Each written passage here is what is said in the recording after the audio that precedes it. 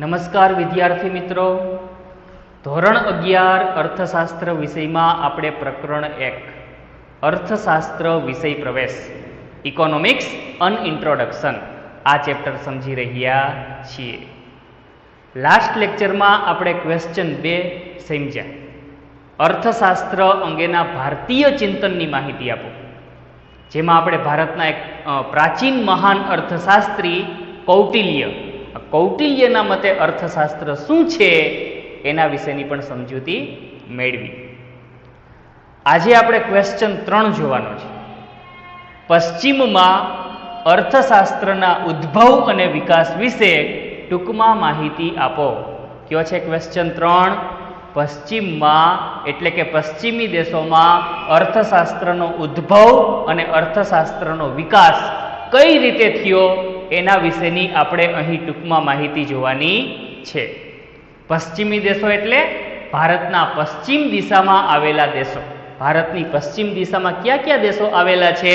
Example તરીકે Britain, France, Germany, Greece, America, આવા અનેક દેશો ભારતની પશ્ચિમ દિશામાં આવેલા છે. આ પશ્ચિમ દિશાના જે દેશો છે એમાં અર્થશાસ્ત્રના ઉદ્ભવ અને વિકાસ વિશે અહીં આપણે વાત કરવાની છે. તો સૌથી પહેલા આપણે પશ્ચિમમાં અર્થશાસ્ત્રનો ઉદ્ભવ કઈ રીતે થયો એના વિશેની વાત કરીએ, અને પછી આપણે પશ્ચિમમાં અર્થશાસ્ત્રનો વિકાસ કઈ રીતે થયો, પશ્ચિમમાં અર્થશાસ્ત્રના વિકાસમાં કયા અર્થશાસ્ત્રીઓનો મોટો ફાળો છે એના વિશેની વાત કરશું. ઓકે, ભારતમાં બધાને ખ્યાલ છે એક મહાન પ્રાચીન અર્થશાસ્ત્રી થઈ ગયા કૌટિલ્ય, લગભગ આજથી 2500 વર્ષ પહેલા. એ જ રીતે પશ્ચિમી દેશોમાં પણ એક મહાન વિદ્વાન થઈ ગયા એરિસ્ટોટલ, લગભગ આજથી 2300 વર્ષ પહેલા. ગ્રીસ દેશના એક મહાન તત્વચિંતક, ગ્રીસ દેશના એક મહાન પ્રાચીન અર્થશાસ્ત્રી એરિસ્ટોટલ, કે જે એક બહુમુખી પ્રતિભા ધરાવતા હતા. રાજ્યશાસ્ત્રી હતા, નીતિશાસ્ત્રી હતા, સંગીતકાર હતા, આવા અનેક ગુણ એનામાં હતા. એ સોક્રેટિસ અને પ્લેટોના શિષ્ય પણ હતા. આ મહાન તત્વચિંતક એરિસ્ટોટલ, કે જે પશ્ચિમમાં ગ્રીસ દેશમાં થઈ ગયા, એણે એક પુસ્તક લખેલું આજથી 2300 વર્ષ પહેલા, અને એ પુસ્તકનું નામ હતું ઓએકોનોમિકા. એરિસ્ટોટલે પોતાના ઓએકોનોમિકા નામના પુસ્તકમાં આર્થિક વિચારો રજૂ કર્યા હતા, આર્થિક ચિંતન રજૂ કરેલું હતું. આ થઈ બહુ જૂની વાત, 2300 વર્ષ પહેલાની વાત. હવે આપણે થોડીક 200-300 વર્ષ પહેલાની વાત કરીએ. પશ્ચિમી દેશોમાં ઔદ્યોગિક ક્રાંતિ બાદ ઉદ્યોગ ક્ષેત્રે શ્રમ વિભાજન અને વિશિષ્ટીકરણ શક્ય બન્યા. પશ્ચિમી દેશોમાં ક્યારે ઔદ્યોગિક ક્રાંતિ આવી? તો કે ઈસવીસન 1750 થી 1830 દરમિયાન, અને ત્યાર પછી પણ. ઔદ્યોગિક ક્રાંતિ કોને કહેશું? તો કે ઉદ્યોગોની સંખ્યામાં વધારો થાય, ઉદ્યોગ ક્ષેત્રે ખૂબ મોટા પાયે મૂડીરોકાણો થાય, ઉદ્યોગ ક્ષેત્રે નવી નવી ટેકનોલોજીના યંત્રોની શોધ થાય, સમાજનો મોટો વર્ગ રોજગારી ઉદ્યોગ ક્ષેત્રમાંથી મેળવતો થઈ જાય, એક આખું ઔદ્યોગિક વાતાવરણ ઊભું થાય, એક આખું ઇન્ડસ્ટ્રીયલ એટમોસ્ફિયર સર્જાય. તો યાદ રાખજો, આ પરિસ્થિતિને, આવા વાતાવરણને એક ઔદ્યોગિક ક્રાંતિ તરીકે આપણે ઓળખશું. આવી જ ઔદ્યોગિક ક્રાંતિ પશ્ચિમી દેશોમાં થઈ 1750 થી 1830 દરમિયાન, જેના મૂળ બ્રિટેનમાં હતા. બ્રિટેન એટલે ઇંગ્લેન્ડ, જેણે ભારતમાંથી પુષ્કળ કમાણી કરી હતી. અંગ્રેજોનું જ્યારે ભારતમાં શાસન હતું ત્યારે એણે ભારતમાંથી પુષ્કળ કમાણી કરી હતી, અને ભારતમાંથી જે કમાણી કરી હતી એ બ્રિટેને ઔદ્યોગિક ક્રાંતિ માટે ખેંચી. ઉદ્યોગો પાછળ એનું ખૂબ મોટા પાયે મૂડીરોકાણ કર્યું, જેના ફળ સ્વરૂપે જ બ્રિટેનમાં ઔદ્યોગિક ક્રાંતિનું સર્જન થયું છે, અને એની આજુબાજુના દેશોમાં પણ ઔદ્યોગિક ક્રાંતિનું સર્જન થયું. ઔદ્યોગિક ક્રાંતિ બાદ ઉદ્યોગોનો જોરદાર વિકાસ થયો. ઔદ્યોગિકરણે વેગ પકડ્યો, ઉદ્યોગોની સંખ્યામાં જબરો વધારો થયો. ઉદ્યોગ ક્ષેત્રે શ્રમ વિભાજન અને વિશિષ્ટીકરણ શક્ય બન્યા. શ્રમ વિભાજન એટલે શું? તો કે કામની યોગ્ય રીતે વહેંચણી કરી દેવી એ શ્રમ વિભાજન. દરેક વ્યક્તિ પોતપોતાની આવડત મુજબ, પોતપોતાની લાયકાત મુજબ યોગ્ય કામ પસંદ કરે તો એ શ્રમ વિભાજન. ઉદ્યોગોમાં પણ ઘણા બધા વર્ક હોય, કે કે જ્યાં કામની શું થઈ જાય છે, યોગ્ય વ્યક્તિઓ વચ્ચે યોગ્ય રીતે વહેંચણી થઈ જાય છે. આને આપણે શ્રમ વિભાજન કહેશું. અને વિશિષ્ટીકરણ એટલે તો કે કોઈ એક વ્યક્તિ એક જ પ્રકારનું કામ કરે, કોઈ એક વ્યક્તિ એક જ પ્રકારનું કામ કરે રાખે અને એમાં જ વ્યક્તિ કુશળ બને, એમાં જ વ્યક્તિ માસ્ટરી મેળવે, તો આને આપણે વિશિષ્ટીકરણ કહેશું. જેમ કે હું ટીચિંગ લાઇનમાં વર્ષોથી કામ કરતો હોઉં અને આમાં જ હું કુશળતા મેળવું, તો આમાં મારું વિશિષ્ટીકરણ છે એવું આપણે કહી શકીએ. અને એ જ રીતે ઘણા બધા વ્યક્તિઓ કોઈ ચોક્કસ પ્રકારની પ્રવૃત્તિ કરતા હોય અને એમાં જ એણે માસ્ટરી મેળવી હોય, તો એમાં એણે વિશિષ્ટીકરણ પ્રાપ્ત કર્યું છે એવું આપણે કહી શકીએ. કોઈ ગેરેજવાળા છે એ ગાડી રિપેરિંગમાં માસ્ટર હોય, તો એમાં એનું વિશિષ્ટીકરણ છે એવું આપણે કહી શકીએ. આવી વાત છે. એટલે ઔદ્યોગિક ક્રાંતિ બાદ ઉદ્યોગ ક્ષેત્રે શ્રમ વિભાજન અને વિશિષ્ટીકરણ શક્ય બન્યા, અને આવા જ વિશિષ્ટીકરણ જ્ઞાનના ક્ષેત્રોમાં શક્ય બન્યા.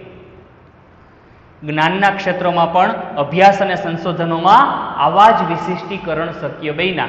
એટલે કે જે ઘણા વિદ્વાન વ્યક્તિઓ હતા એણે જ્ઞાનના ક્ષેત્રોમાં અભ્યાસ અને સંશોધનોમાં શું પ્રાપ્ત કર્યું, તો કે વિશિષ્ટીકરણ પ્રાપ્ત કર્યું. આવા ઘણા મહાન વ્યક્તિઓ પશ્ચિમી દેશોમાં થઈ ગયા જેણે જ્ઞાનના ક્ષેત્રોમાં અભ્યાસ અને સંશોધનોમાં શું પ્રાપ્ત કર્યું, તો કે વિશિષ્ટીકરણ પ્રાપ્ત કર્યું. Alfred Marshall, Lionel Robbins, Adam Smith, Samuelson, આવા અર્થશાસ્ત્રીઓ વિશે આપણે આગળ પરિચય મેળવશું કે જેણે જ્ઞાનના ક્ષેત્રોમાં અભ્યાસ અને સંશોધનોમાં શું પ્રાપ્ત કર્યું છે, તો કે વિશિષ્ટીકરણ પ્રાપ્ત કર્યું છે. એની પણ આગળ વાત આવશે. ભૌતિક વિજ્ઞાનની જેમ સમાજ વિજ્ઞાન અને માનવ વર્તનનો અભ્યાસ કરતા શાસ્ત્રોમાં પણ વિશિષ્ટીકરણ થયું. આ સમાજ વિજ્ઞાન અને માનવ વર્તનનો અભ્યાસ કરતા શાસ્ત્રો એ જ્ઞાનના ક્ષેત્રો, એમાં શું થયું, તો કે વિશિષ્ટીકરણ થયું. એટલે કે એમાં મહાન વિદ્વાનોએ કુશળતા મેળવી, એના અભ્યાસ અને સંશોધનોમાં મહાન વિદ્વાનોએ કુશળતા મેળવી. તમને બધાને ખ્યાલ છે કે ભૌતિક વિજ્ઞાનમાં ઘણા બધા વૈજ્ઞાનિકોએ વિશિષ્ટીકરણ પ્રાપ્ત કર્યું છે, જેના આપણને નામ યાદ છે, ન્યૂટન, ગેલિલિયો વગેરે. બરાબર. તો ભૌતિક વિજ્ઞાનમાં જે રીતે મહાન વૈજ્ઞાનિકોએ વિશિષ્ટીકરણ પ્રાપ્ત કર્યું છે, એ જ રીતે જ્ઞાનના ક્ષેત્રો જેવા કે સમાજ વિજ્ઞાન અને માનવ વર્તનનો અભ્યાસ કરતા શાસ્ત્રોમાં પણ ઘણા જ અર્થશાસ્ત્રીઓએ, ઘણા જ વિદ્વાનોએ વિશિષ્ટીકરણ પ્રાપ્ત કર્યું છે. જેમ કે હમણાં જ મેં નામ કીધા, Adam Smith, Alfred Marshall, Samuelson, Lionel Robbins, આ બધા. અહીં જો મહત્વની વાત કે આવા વિદ્વાનો દ્વારા જે જ્ઞાનના ક્ષેત્રોનો અભ્યાસ થયો, આવા વિદ્વાનો દ્વારા જે જ્ઞાનના ક્ષેત્રોનો અભ્યાસ કરવામાં આવ્યો, એ અભ્યાસની પદ્ધતિ માત્ર તર્ક કે કલ્પના આધારિત ન રહે. એવું નહીં કે આવા વિદ્વાનો પોતાના ગમે એવા વિચારો રજૂ કરી દઈએ અભ્યાસની બાબતમાં, એમ નહીં. તર્ક ને કલ્પના આધારિત અભ્યાસ ન રહ્યો, પણ પ્રયોગ અને ચકાસણી આધારિત વૈજ્ઞાનિક પદ્ધતિથી અભ્યાસ શરૂ થયા. આવા મહાન વિદ્વાનો દ્વારા જ્ઞાનના ક્ષેત્રોમાં જે અભ્યાસો થયા એ માત્ર તર્ક કે કલ્પના આધારિત અભ્યાસો રહ્યા નહીં, કે જેમાં મનમાં આવે એવી વાત રજૂ કરી દેવી કોઈ તથ્ય વગર, એવી વાત નહીં. પણ પ્રયોગ અને ચકાસણી આધારિત વૈજ્ઞાનિક પદ્ધતિથી અહીં અભ્યાસો શરૂ થયા, કે જેમાં આવા વિદ્વાનો માનવીની વર્તણૂકનો પ્રયોગ કરે. માનવીની કઈ પ્રકારની વર્તણૂક છે, સમાજના લોકો કેવું વર્તન કરે છે, એ અંગેના ચોક્કસ પ્રયોગ થાય, ચકાસણી થાય, અને એના આધારે એક ચોક્કસ તારણ ઉપર આવવામાં આવે. એટલે કહેવાનું એ છે કે અહીં અભ્યાસની પદ્ધતિ માત્ર તર્ક કે કલ્પના આધારિત ન રહી, પણ વિદ્વાન વ્યક્તિઓ દ્વારા જ્ઞાનના ક્ષેત્રોમાં જે અભ્યાસ હાથ ધરવામાં આવ્યો, એ અભ્યાસ પ્રયોગ અને ચકાસણી આધારિત વૈજ્ઞાનિક પદ્ધતિથી અભ્યાસ શરૂ થયો. જેમ ભૌતિક વિજ્ઞાનમાં વૈજ્ઞાનિક પદ્ધતિથી અભ્યાસ થાય છે, પ્રયોગ અને ચકાસણી આધારિત અભ્યાસો હોય ભૌતિક વિજ્ઞાનમાં, એ જ રીતે જ્ઞાનના ક્ષેત્રોમાં પણ માનવીની વર્તણૂક ઉપર પ્રયોગો થયા, ચકાસણી થઈ, અને એના આધારે વૈજ્ઞાનિક પદ્ધતિથી અભ્યાસ શરૂ થયા, અને ચોક્કસ તારણ ઉપર એ વિદ્વાનો આવ્યા અને પોતાના વિચારો પ્રદર્શિત કર્યા. ઓકે, અત્યાર સુધી શું હતું, તો કે માનવીના આર્થિક વર્તનનો અભ્યાસ રાજ્યશાસ્ત્ર, નીતિશાસ્ત્ર કે તત્વચિંતનના ભાગરૂપે થતો હતો, જેના બદલે હવે સ્વતંત્ર વિષય તરીકે અભ્યાસ શરૂ થયો. માનવીની વર્તણૂકનો જે અભ્યાસ છે એ હવે સ્વતંત્ર વિષય તરીકે શરૂ થઈ ગયો છે. પહેલાં કેવું હતું તો કે માનવીને આર્થિક વર્તનનો અભ્યાસ છે એ રાજ્યશાસ્ત્રના ભાગરૂપે થતો, નીતિશાસ્ત્ર કે તત્વચિંતનના ભાગરૂપે થતો એ અભ્યાસ હવે સ્વતંત્ર વિષય તરીકે થવા લાગ્યો. રાજ્યશાસ્ત્ર બધાને ખ્યાલ છે, બરાબર? કોઈ એક ચોક્કસ સરહદથી નક્કી થયેલો પ્રાંત કે જ્યાં લોકોનો સમૂહ વસવાટ કરતો હોય એને આપણે રાજ્ય કહેશું. જે પ્રાંતની કોઈ એક ચોક્કસ સરહદ નક્કી થયેલી હોય અને ચોક્કસ સરહદમાં લોકોનો સમૂહ વસવાટ કરતો હોય તો એ રાજ્ય. અને રાજ્યની વ્યવસ્થા જાળવવા માટે જે શાસ્ત્ર રચાયેલું છે એ રાજ્યશાસ્ત્ર, કે જ્યાં રાજ્યમાં વસવાટ કરતા લોકોને તમામ પ્રકારની ફેસિલિટી પ્રાપ્ત થાય એ માટે સ્થાનિક પ્રશાસન દ્વારા વિશેષ પ્રયત્નો કરવામાં આવતા હોય કે જેથી રાજ્યમાં વસવાટ કરતા લોકોના જીવન ધોરણ ઊંચા જાય. આ માટેની તમામ ફેસિલિટી પૂરી પાડવાની વાત હોય કે જેમાં શિક્ષણ, આરોગ્યની સેવા, ગટર સુવિધા, પાકા રસ્તા, આ બધી જ સુવિધાઓનો સમાવેશ થતો હોય. એટલે પહેલાં રાજ્યશાસ્ત્રના ભાગરૂપે માનવીની આર્થિક વર્તણૂકનો અભ્યાસ થતો, નીતિશાસ્ત્રના ભાગરૂપે માનવીની આર્થિક વર્તણૂકનો અભ્યાસ થતો. આ નીતિશાસ્ત્ર શું છે તો કે માનવી દ્વારા જે ચોક્કસ પ્રવૃત્તિઓ કરવામાં આવે છે એ નીતિ નિયમોને આધીન હોવી જોઈએ, કે જેમાં સ્વાર્થ ખાતર પ્રવૃત્તિ ન હોવી જોઈએ, કોઈને છેતરીને પ્રવૃત્તિ કરવી એવો ઉદ્દેશ હોવો ન જોઈએ, પણ પ્રમાણિકતાથી, નીતિમત્તાથી, યોગ્ય રીતે સમાજના લાભાર્થે માનવી દ્વારા પ્રવૃત્તિ થવી જોઈએ. એ બધું નીતિશાસ્ત્રના ભાગરૂપે છે, જેમાં માનવી દ્વારા થતી પ્રવૃત્તિ માટે ચોક્કસ નીતિ નિયમો ઘડવામાં આવ્યા હોય, જે નીતિ નિયમોને માનવીએ ફોલો કરવાના હોય કે જેથી કોઈને છેતરવાની વાત ન આવે, સ્વાર્થની વાત ન આવે, પણ સમાજ કલ્યાણ માટે પ્રવૃત્તિ થતી હોય તો એ નીતિશાસ્ત્ર. અને તત્વચિંતનના ભાગરૂપે એટલે આધ્યાત્મિકતાના માર્ગે માનવીની વર્તણૂકનો અભ્યાસ કરવાની વાત, કે જેમાં મહાન વિદ્વાનો દ્વારા માનવીની વર્તણૂકનો અભ્યાસ કરવામાં આવતો હોય. તો અહીં અત્યાર સુધી માનવીના આર્થિક વર્તનનો જે અભ્યાસ છે એ રાજ્યશાસ્ત્ર, નીતિશાસ્ત્ર કે તત્વચિંતનના ભાગરૂપે થતો હતો, પણ હવે માનવીના આર્થિક વર્તનનો અભ્યાસ એક સ્વતંત્ર વિષય તરીકે શરૂ થઈ ગયો. યાદ રાખજો, બરાબર? ઔદ્યોગિક ક્રાંતિ શક્ય બની પશ્ચિમી દેશોમાં. એટલે શું થયું તો કે મોટા યંત્રો, મોટા પાયે ઉત્પાદન, આર્થિક સત્તાનું કેન્દ્રીકરણ, જંગી મૂડીરોકાણ વગેરેને પરિણામે એક નવી જ આર્થિક અને સામાજિક વ્યવસ્થા ઊભી થઈ. પશ્ચિમી દેશોમાં જે ઔદ્યોગિક ક્રાંતિ આવી, એ ઔદ્યોગિક ક્રાંતિને લીધે શું થયું તો કે ઉદ્યોગ ક્ષેત્રે મોટા મોટા યંત્રો ઉપયોગમાં લેવાના, ઉદ્યોગ ક્ષેત્રે મોટા પાયે ઉત્પાદનો શક્ય બન્યા, આર્થિક સત્તાનું કેન્દ્રીકરણ થયું અને ઉદ્યોગોમાં જંગી મૂડીરોકાણો થયા. આ પરિસ્થિતિને લીધે જ એક નવી આર્થિક અને સામાજિક વ્યવસ્થા ઊભી થઈ. આર્થિક સત્તાનું કેન્દ્રીકરણ એટલે શું તો કે જૂજ વ્યક્તિઓના હાથમાં આર્થિક સત્તા આવી જાય, જૂજ વ્યક્તિઓ ઉદ્યોગો સ્થાપે, જૂજ વ્યક્તિઓ ઉદ્યોગોમાં મૂડીરોકાણ કરે, જૂજ વ્યક્તિઓ લોકોને રોજગારી પૂરી પાડવા માટે સમર્થ હોય, તો આ બધું આર્થિક સત્તાનું કેન્દ્રીકરણ છે, કે જ્યાં ચોક્કસ વ્યક્તિઓના હાથમાં બધી જ આર્થિક સત્તા આવી જાય. તો એ આર્થિક સત્તાનું કેન્દ્રીકરણ, જંગી મૂડીરોકાણ, આ બધું જ ઔદ્યોગિક ક્રાંતિને લીધે ઉદ્યોગ ક્ષેત્રે શક્ય બન્યું, જેના લીધે એક નવી જ આર્થિક અને સામાજિક વ્યવસ્થા ઊભી થઈ. પહેલાં શું હતું? આર્થિક વ્યવસ્થાના ભાગરૂપે પહેલાં શું હતું તો કે લોકોની મુખ્ય પ્રવૃત્તિ ખેતી હતી. સમાજના મેક્સિમમ લોકો ખેતી સાથે જોડાયેલા હતા અને ખેતીમાંથી રોજગારી મેળવતા, આવક મેળવતા. પણ એના બદલે હવે મેક્સિમમ લોકો ઉદ્યોગો સાથે જોડાઈ ગયા, ઉદ્યોગોમાંથી રોજગારી મેળવતા થઈ ગયા, ઉદ્યોગોમાંથી આવક મેળવતા થઈ ગયા. તો આ આર્થિક વ્યવસ્થાના ભાગરૂપે. અને સામાજિક વ્યવસ્થાના ભાગરૂપે એટલે કે સમાજનો મોટો વર્ગ કે જે પેલા ખેતી સાથે સંકળાયેલ હતો એ હવે ઉદ્યોગો સાથે સંકળાઈ ગયો. સમાજમાં એક ઔદ્યોગિક માહોલ ઊભો થયો. સમાજની આર્થિક સદ્ધરતાનો આધાર ઉદ્યોગો ઉપર આવી ગયો. સમાજના લોકો છે એ ઉદ્યોગ સાથે કનેક્ટેડ થઈ ગયા. તો અહીં નવી જ આર્થિક અને સામાજિક વ્યવસ્થાઓ ઊભી થઈ. હવે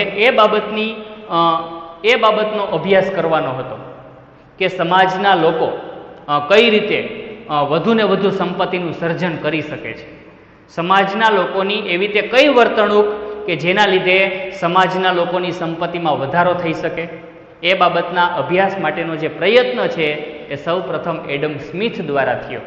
તો હવે પછીના લેક્ચરમાં આપણે એડમ સ્મિથનું અર્થશાસ્ત્ર જોશું.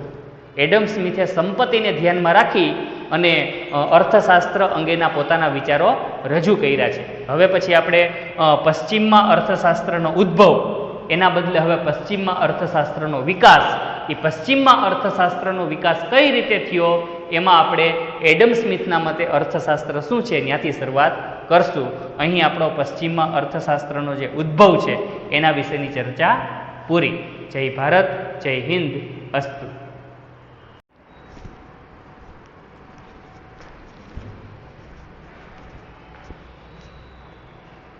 નમસ્કાર વિદ્યાર્થી મિત્રો, ધોરણ 11 અર્થશાસ્ત્ર વિષયમાં આપણે પ્રકરણ 1 અર્થશાસ્ત્ર વિષય પ્રવેશ આ ચેપ્ટર સમજી રહ્યા છીએ, જેમાં આપણો જે રનિંગ ક્વેશ્ચન છે પશ્ચિમી દેશોમાં અર્થશાસ્ત્રનો ઉદ્ભવ અને વિકાસ કઈ રીતે થયો એની ટૂંકી માહિતી આપો. જેમાં આપણે લાસ્ટમાં પશ્ચિમી દેશોમાં અર્થશાસ્ત્રના ઉદ્ભવ વિશેની વાત કરી.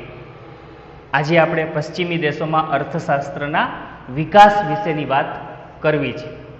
લાસ્ટમાં આપણે એવું જોઈ ગયા કે પશ્ચિમી દેશોમાં, ખાસ તો બ્રિટન અને તેની આસપાસના દેશોમાં જે ઔદ્યોગિક ક્રાંતિ થઈ એના લીધે નવી આર્થિક અને સામાજિક વ્યવસ્થાઓ ઊભી થઈ. ઔદ્યોગિક ક્રાંતિના ભાગરૂપે એ દેશોમાં કેવા પરિવર્તન આવ્યા? તો કે ઉદ્યોગોની સંખ્યા વધી, ઉદ્યોગ ક્ષેત્રે મૂડીરોકાણો વધ્યા, ઉદ્યોગ ક્ષેત્રે અદ્યતન કહી શકાય એવી નવી ટેકનોલોજીના યંત્રોની શોધ થઈ, મેક્સિમમ લોકો ઉદ્યોગોમાંથી રોજગારી મેળવતા થયા, નવી ટેકનોલોજીના યંત્રોના ઉપયોગને લીધે ઉદ્યોગ ક્ષેત્રે ખૂબ મોટા પાયે ઉત્પાદનો શરૂ થયા અને આખું એક ઔદ્યોગિક વાતાવરણ ઊભું થયું. લોકોના જે આર્થિક અને સામાજિક વ્યવહારો છે એ પરસ્પર ઉદ્યોગ આધારિત બન્યા. એટલે આ રીતે ઔદ્યોગિક ક્રાંતિના ફળ સ્વરૂપે પશ્ચિમી દેશોમાં એક નવી જ આર્થિક અને સામાજિક વ્યવસ્થાઓ ઊભી થઈ. ઔદ્યોગિક વાતાવરણને લીધે મેક્સિમમ લોકો ઉદ્યોગોમાંથી રોજગારી મેળવતા થયા અને ઉદ્યોગ ક્ષેત્રે ખૂબ મોટા પાયે ઉત્પાદનો શરૂ થઈ ગયા.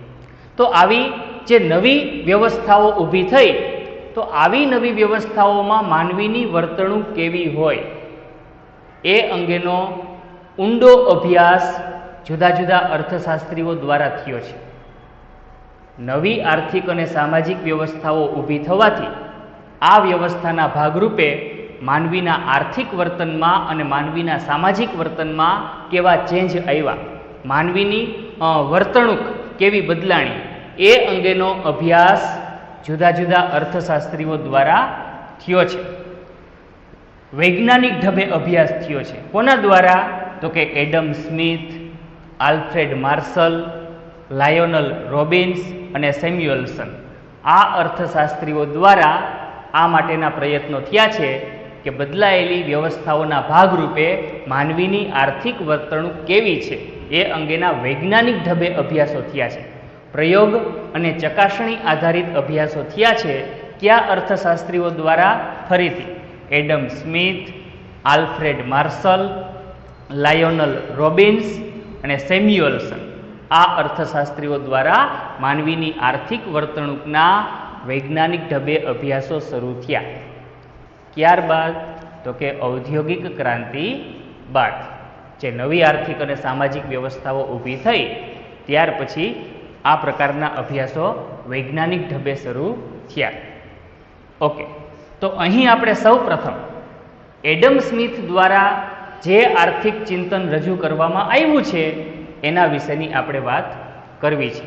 તો સૌ પ્રથમ આપણે એડમ સ્મિથના મતે અર્થશાસ્ત્ર શું છે એના વિશેની વાત કરીએ. જોઈએ, કોઈ પણ દેશની આર્થિક સંપત્તિ વધતી હોય તો એ માટેના કયા કારણો હોઈ શકે?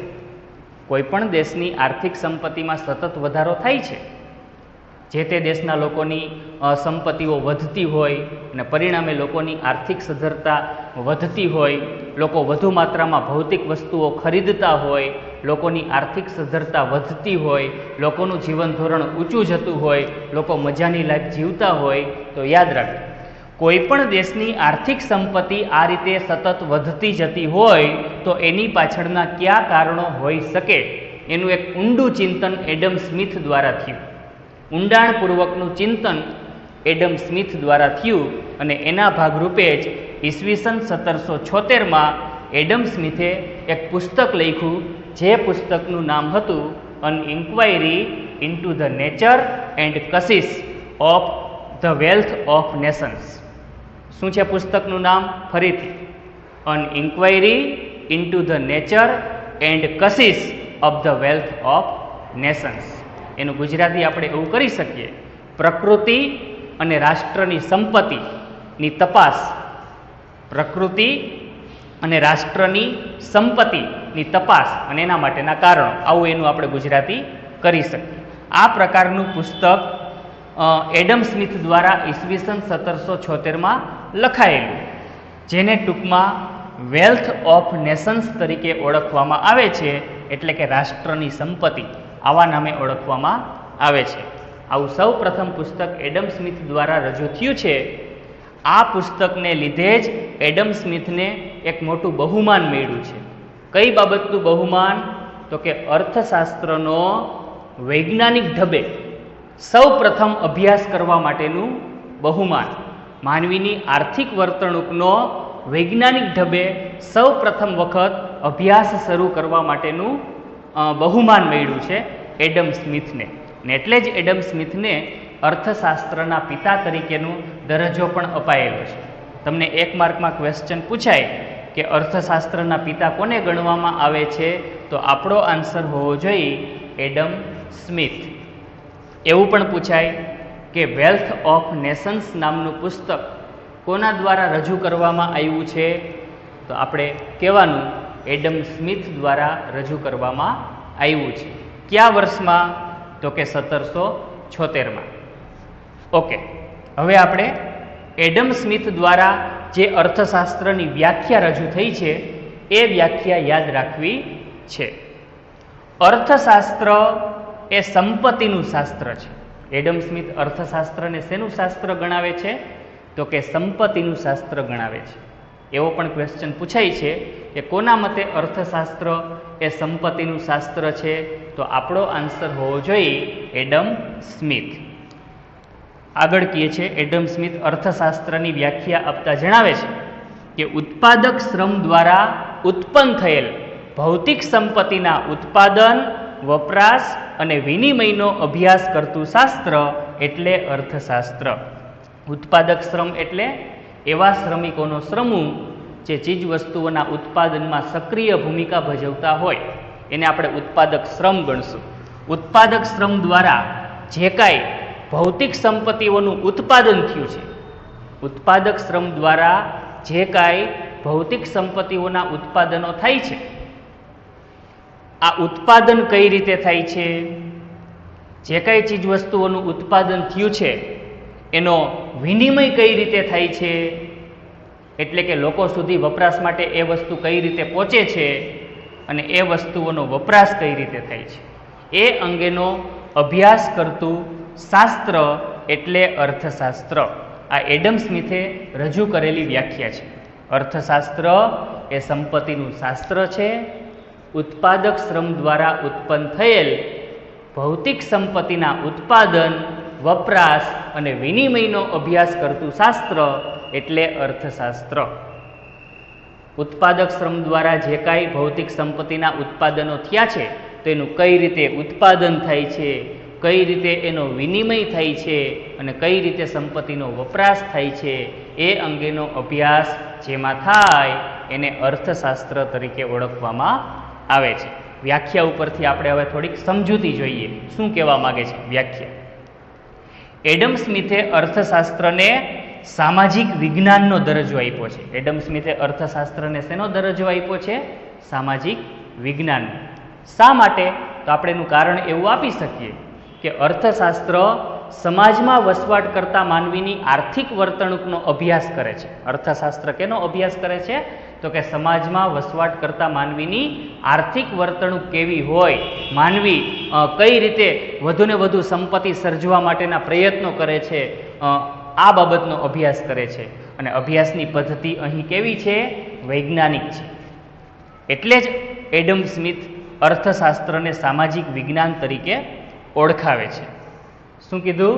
સમાજમાં વસવાટ કરતા માનવીની આર્થિક વર્તણૂકનો અર્થશાસ્ત્રમાં અભ્યાસ થાય છે અને અહીં અભ્યાસની જે પદ્ધતિ છે એ પૂરેપૂરી વૈજ્ઞાનિક છે.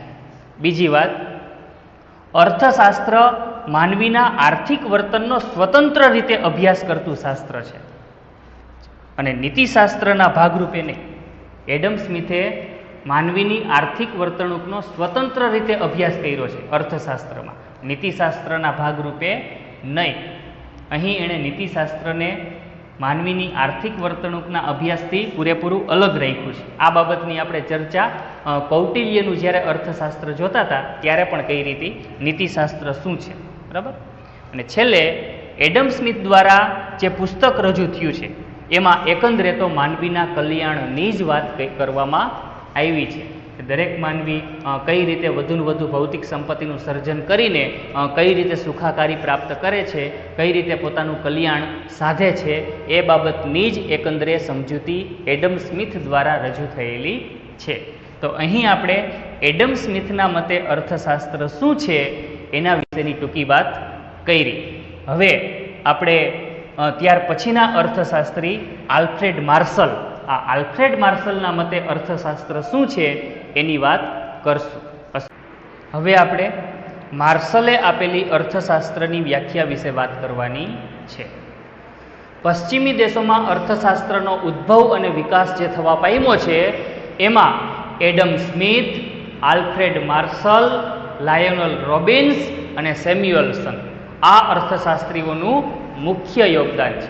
અને એટલે જ આપણે આ અર્થશાસ્ત્રીઓના મતે અર્થશાસ્ત્ર શું છે એના વિશેની વાત ખાસ કરશું. માર્શલે 1890માં ઈસવીસન 1890માં એક પુસ્તક લખ્યું, જે પુસ્તકનું નામ છે ધ પ્રિન્સિપલ્સ ઓફ ઇકોનોમિક્સ.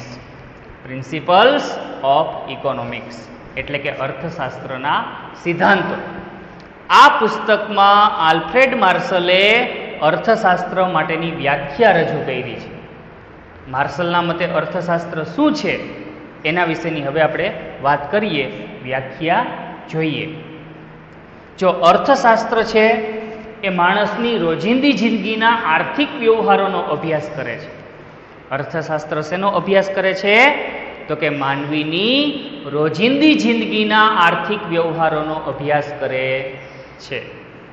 અને જે તે માનવી ભૌતિક સંપત્તિના, ભૌતિક ચીજવસ્તુઓના વપરાશથી કઈ રીતે સુખાકારી મેળવે છે એનો અર્થશાસ્ત્ર અભ્યાસ કરે છે. દરેક માનવી પોતાના રોજિંદા જીવનમાં જુદી જુદી આર્થિક પ્રવૃત્તિઓ કરતો હોય અને નાણાં પ્રાપ્તિ માટેના પ્રયત્નો કરતો હોય. જેમ કે ખેડૂત છે તો એ ખેતી કરીને આવક મેળવે, શિક્ષક છે તો એ ભણાવીને આવક મેળવે, ડૉક્ટર છે તો એ દર્દીઓને સારવાર આપીને આવક મેળવે, વેપારી છે તો એ વસ્તુઓ વેચીને આવક મેળવે, નફો કમાય. તો દરેક વ્યક્તિ આવી જુદી જુદી આર્થિક પ્રવૃત્તિ કરતો હોય, પોતાના રોજિંદા જીવનમાં આવા જુદા જુદા આર્થિક વ્યવહારો કરતો હોય અને એમાંથી વધુને વધુ આવક કેમ પ્રાપ્ત થાય એના માટેના દરેક વ્યક્તિ પ્રયત્ન કરતો હોય. જે કાંઈ વધુને વધુ આવક પ્રાપ્ત કરી છે એ આવક ખર્ચીને દરેક માનવી છે એ વધુને વધુ ભૌતિક સંપત્તિઓની ખરીદી કરતો હોય અને ભૌતિક સંપત્તિના વપરાશથી સુખાકારી મેળવવા માટેના પ્રયત્ન કરતો હોય. જેમ કે ઘરમાં અગત્યની ચીજવસ્તુઓ વસાવે, ફ્રીજ, ટીવી, વાહન, વોશિંગ મશીન, એર કન્ડિશનર, એસી. તો આ અનેક પ્રકારની ભૌતિક ચીજવસ્તુઓના વપરાશથી દરેક માનવી પોતાનું જીવન કઈ રીતે સુખમય બને, દરેક માનવી પોતાનું જીવન કઈ રીતે કલ્યાણકારી બને એ માટેના પ્રયત્ન કરતો હોય. તો આ જ બધી બાબતોનું અર્થશાસ્ત્રમાં શું થાય છે? તો કે વિશ્લેષણ થાય છે. એટલે જ માર્શલે આવું કીધું છે કે અર્થશાસ્ત્ર માણસની રોજિંદી જિંદગીના આર્થિક વ્યવહારોનો અભ્યાસ કરે છે કે જ્યાં ભૌતિક ચીજવસ્તુઓના વપરાશથી દરેક માનવી સુખાકારી પ્રાપ્ત કરવા માટેના પ્રયત્ન કરતો હોય છે. તો માર્શલે આપેલી અર્થશાસ્ત્રની વ્યાખ્યા. એટલે જ માર્શલની વ્યાખ્યાને કલ્યાણલક્ષી વ્યાખ્યા તરીકે ઓળખવામાં આવે છે, કારણ કે અહીં દરેક માનવી પોતાનું કલ્યાણ કઈ રીતે સાધી શકે એના માટેની વાત છે કે વધુને વધુ આર્થિક પ્રવૃત્તિઓ કરવી, વધુને વધુ આવક પ્રાપ્ત કરવી અને પ્રાપ્ત કરેલી આવક છે એ ખર્ચવી અને વધુને વધુ ભૌતિક સંપત્તિઓ વસાવવી અને ભૌતિક સંપત્તિઓના વપરાશથી જ દરેક માનવી સુખાકારી પ્રાપ્ત કરી શકે, પોતાનું કલ્યાણ સાધી શકે, એના માટેની આ બધી વાત. હવે વ્યાખ્યા ઉપરથી અમુક તારણ કાઢવામાં આવ્યા છે, એ તારણ જોઈએ. માર્શલના મતે અર્થશાસ્ત્ર શેનો અભ્યાસ કરે છે? હમણાં જ વાત કરી, માનવીની રોજિંદી આર્થિક પ્રવૃત્તિઓનો અભ્યાસ કરે છે. દરેક માનવી આવક પ્રાપ્ત કરવા માટે જે કાંઈ પ્રવૃત્તિઓ કરે છે એનો અભ્યાસ અર્થશાસ્ત્રમાં થાય છે. બીજી અગત્યની વાત, માનવી ભૌતિક ચીજવસ્તુઓના વપરાશથી સુખાકારી મેળવવાનો કેવી રીતે પ્રયત્ન કરે છે એનું અર્થશાસ્ત્રમાં ખાસ વિશ્લેષણ થતું હોય છે. દરેક માનવી ભૌતિક ચીજવસ્તુઓના વપરાશથી સુખાકારી મેળવવા માટેના પ્રયત્ન કરતા હોય, પોતાના જીવનને સુખમય બનાવવા માટેના પ્રયત્નો કરતા હોય, અને આપણે બધા એ જ કરીએ છીએ. મનોરંજન માટે ટીવી ખરીદીએ છીએ, ફ્રીજની ખરીદી વસ્તુઓની જાળવણી માટે કરીએ છીએ, એ જ રીતે અવર જવર માટે વાહનોની ખરીદી, રહેવા માટે મકાનની ખરીદી. તો દરેક માનવી આવી ભૌતિક ચીજવસ્તુઓની ખરીદી કરતો હોય અને એના વપરાશથી સુખાકારી મેળવવાનો પ્રયત્ન કરતો હોય, તો એ માટેનું જે વિશ્લેષણ છે એ અર્થશાસ્ત્રમાં થતું હોય છે. પણ અહીં માર્શલની જે વ્યાખ્યા છે એ થોડી ઘણી મર્યાદાઓને લીધે ટીકાનો ભોગ બની. માર્શલની વ્યાખ્યામાં કઈ મર્યાદાઓ ધ્યાનમાં આવી? તો કે માર્શલે માત્ર ભૌતિક અને માપી શકાય એવી વસ્તુઓના વપરાશની જ વાત કરી. માર્શલ દ્વારા કેવી વસ્તુઓના વપરાશની વાત થઈ છે? જે ભૌતિક હોય, માપી શકાય તેવી હોય એવી જ વસ્તુઓના વપરાશની વાત કરી છે. એટલે માર્શલની વ્યાખ્યા ટીકાનો ભોગ બની આ મર્યાદાને લીધે. જો ભૌતિક વસ્તુ કોને ગણવી? જે વસ્તુને આપણે નરી આંખે જોઈ શકતા હોય, જે વસ્તુને કદ હોય, રૂપ હોય, રંગ હોય, આકાર હોય, આવી વસ્તુઓને આપણે ભૌતિક વસ્તુ ગણશું. જેમ કે પંખા છે, ટીવી છે, ફ્રીજ છે, કાર છે, વોશિંગ મશીન છે, આ બધી ભૌતિક વસ્તુ છે, કારણ કે એને આપણે નરી આંખે જોઈ શકીએ છીએ. યાદ રાખજો, માનવીની સુખાકારી માટે માત્ર ભૌતિક વસ્તુ જ અગત્યની નથી, અભૌતિક વસ્તુ પણ એટલી જ અગત્યની છે. જેમ કે માનવીએ સુખમય જીવન જીવવું હોય તો શિક્ષણ મેળવવું જ પડે, ડૉક્ટરી સારવાર મેળવવી જ પડે. તો આ બધી અભૌતિક સેવાઓ છે. આનો પણ, આવી વસ્તુઓનું પણ એટલું જ મહત્ત્વ છે. પણ માર્શલની વ્યાખ્યામાં માત્ર ભૌતિક વસ્તુઓના વપરાશની જ વાત હતી. માર્શલે અભૌતિક વસ્તુઓ વિશેની વાત કરી જ નથી. એટલે માર્શલની વ્યાખ્યા ટીકાનો ભોગ બની. પણ એટલું અહીં બહુ અગત્યનું છે કે માર્શલે જે અર્થશાસ્ત્રના અભ્યાસની વાત કરી છે એમાં માનવીને કેન્દ્ર સ્થાને મૂક્યો છે. માનવી ભૌતિક વસ્તુઓના વપરાશથી કઈ રીતે પોતાનું કલ્યાણ સાધી શકે એ બાબત ઉપર માર્શલે ભાર મૂક્યો છે. એ અહીં બહુ અગત્યની વાત છે. તો આ સાથે આપણી અહીં માર્શલની અર્થશાસ્ત્ર વિશેની જે વ્યાખ્યા છે એ પૂરી. હવે જે વાત કરશું એ લાયોનલ રોબિન્સના મતે અર્થશાસ્ત્ર શું છે એના વિશેની વાત કરશું.